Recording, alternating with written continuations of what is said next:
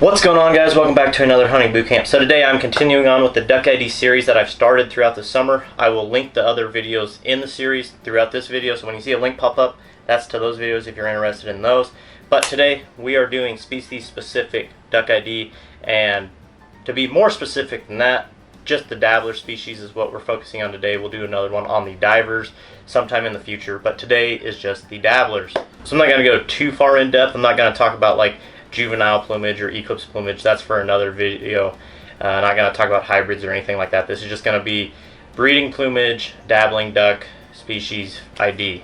So let's do it. So the first duck we'll talk about is the mallard, easily the most recognizable duck in North America. It is also the largest dabbling duck in North America and the most widespread. You can find it almost anywhere. So starting out, kind of what I'm thinking I'm going to do here is I'll talk about something that both sexes share, and then I'll go into more sex-specific traits between the hen and the drakes.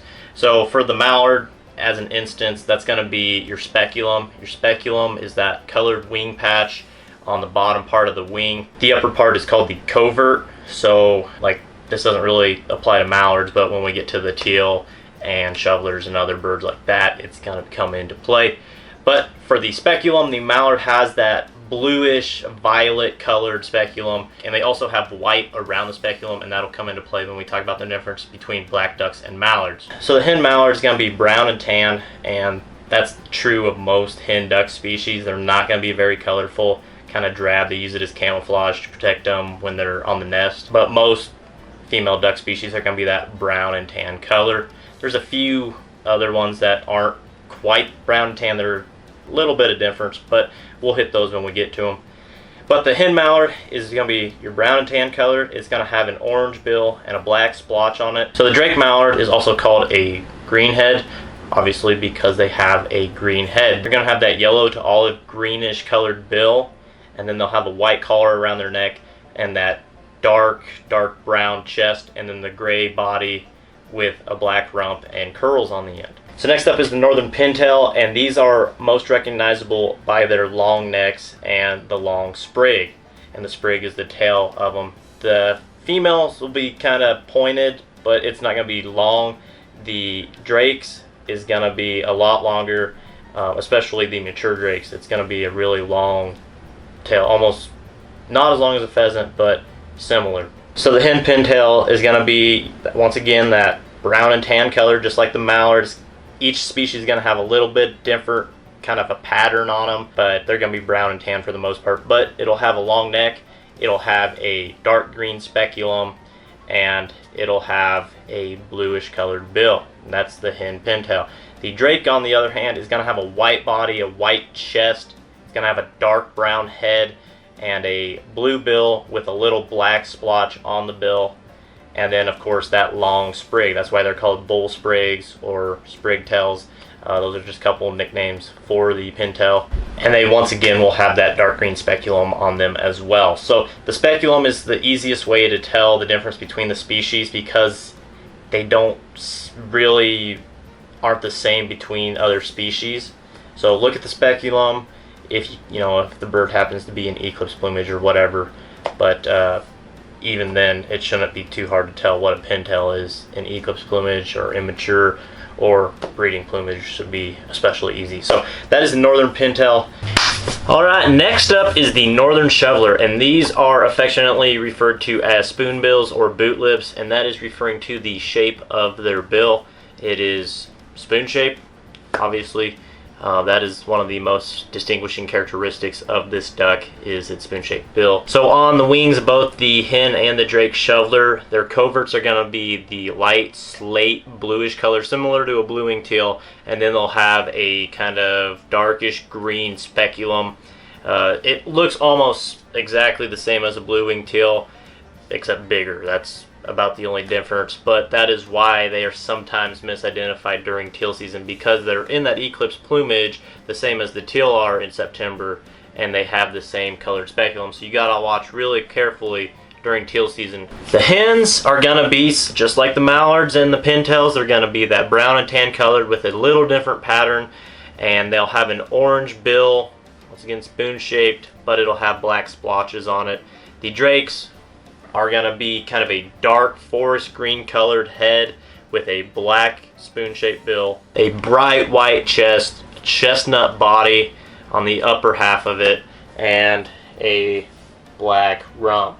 Next on the list is the Gadwall. These are also known as gray ducks, and that's because they are fairly gray. So both the hen and the drake are going to have that white speculum, and then they'll also have like a chestnut brown and black above it on their coverts. The hen, just like the mallard and the pintail and the shoveler, are going to be that brown and tan color. They'll have an orange yellowish bill with black spots, where the drakes are going to be gray brown with a white belly and black rump, and the head's going to be a little bit off colored from the body, and in the really mature ones it's going to have a little bit of purple iridescence in it, and that is like the most beautiful Gadwall you can ever see.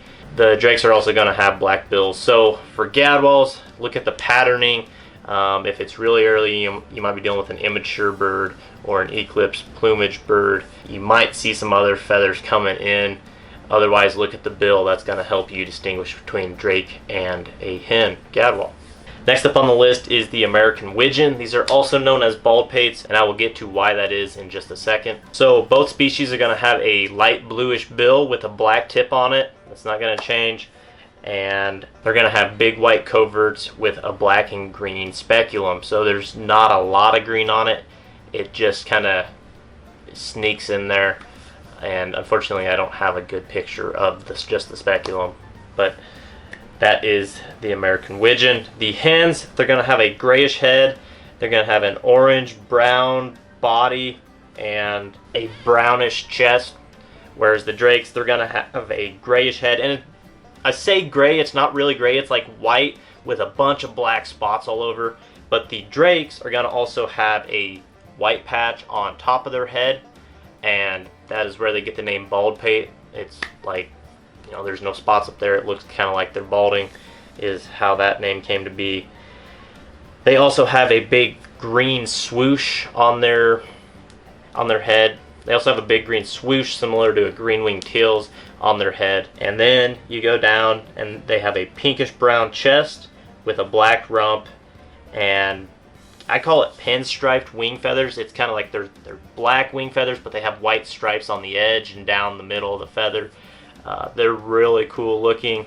You know, if you want to put them in a hat, that would be one of the feathers I would pick. But that is the American wigeon. Next up are the teal species. We're going to cover all three of these fairly quickly, and we'll start with the blue-winged teal. So the blue-winged teal both have black bills. They're going to have that slate gray covert with the green speculum, just like the northern shoveler does. And the cinnamon teal is also going to have the same thing. They're going to have that slate blue covert and the green speculum as well. And we will touch on the cinnamon a little more in just a sec. But the hens are going to be brown and tan. They're going to be kind of mottled color, just like all the hens we've talked about, with the exception of the American wigeon.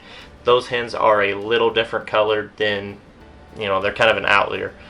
But these hens, they're going to be mottled. They're going to be brown and tan.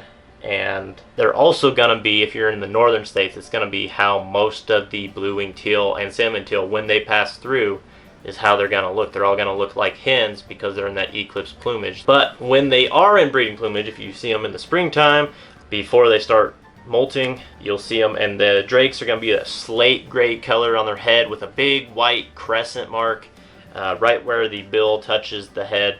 They're going to have a tan body with a bunch of black spots. Just a really cool looking little duck.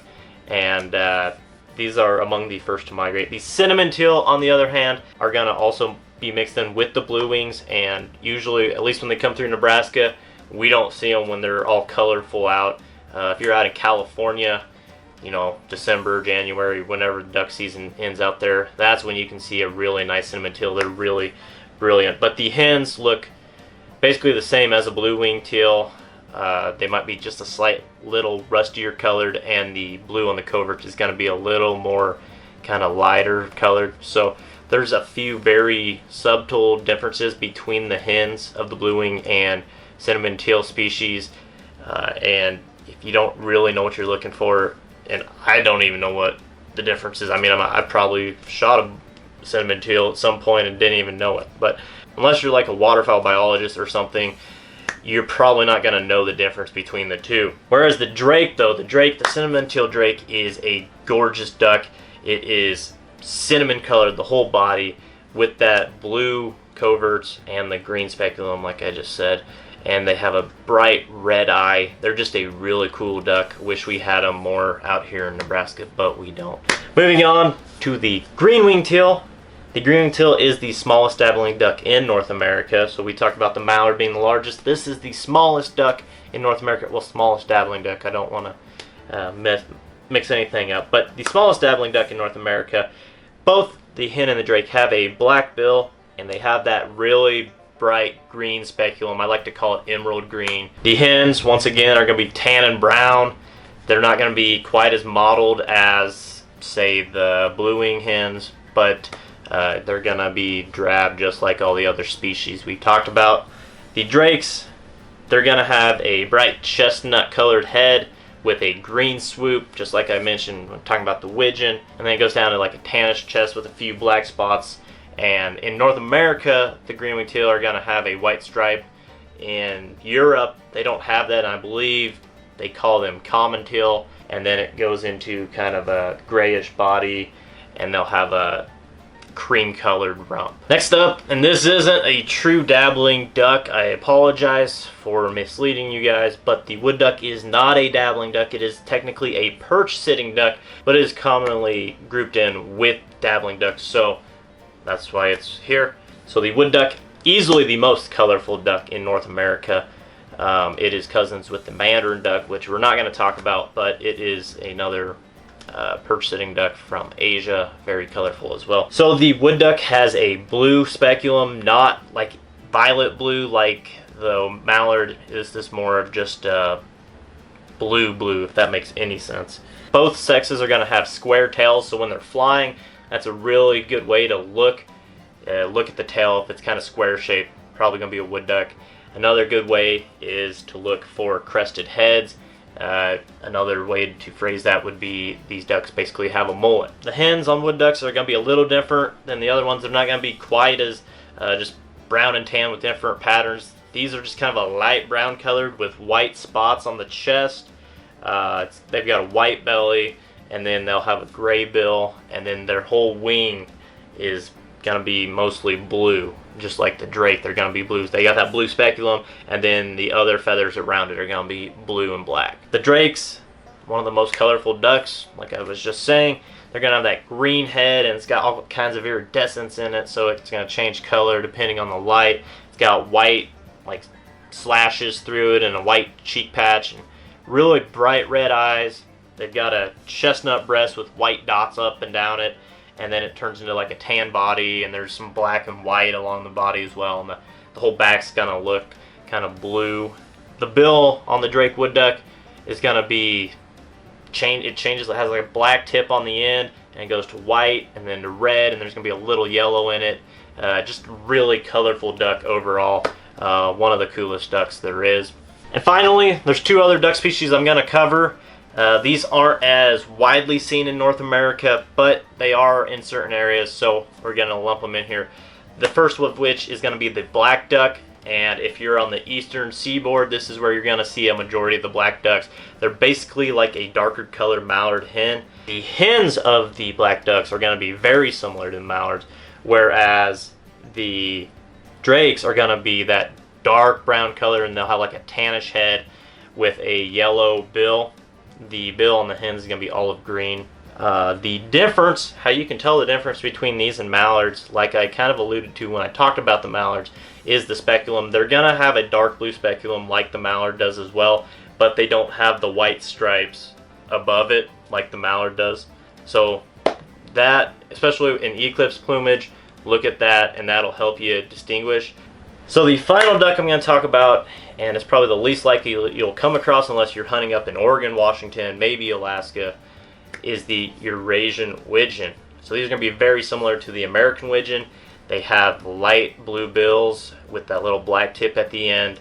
The hens look very similar to the American wigeons, and the drakes are going to have a chestnut reddish head with a tan patch on the top. So instead of white patch, they're going to have a tan patch, and the body of it is going to be very similar to the American wigeon. Really, the head color is the major difference to distinguish between the two. But that is all I have for you guys today. Thank you so much for watching. Hopefully you enjoyed this video. If you did, be sure to leave me a thumbs up. Always helps me out. Drop a comment. Let me know what your thoughts were. Guys, I am doing one of these on divers. Is this video helpful to you? Let me know down below. Hopefully it helps. I hope all these videos help you guys out. Subscribe if you haven't already, so you can stay up to date with the latest hunting boot camps. These come out every Monday in the off season, so there's only about 7 left. But another one will be the diving duck ID video, just similar to this, as well as cooking videos, hunting videos. Like I said, about 7 weeks, and we'll be back out in the fields chasing doves and teal. And fishing videos. Got some more fishing planned for the rest of the summer. And we will catch you out there, guys. See ya.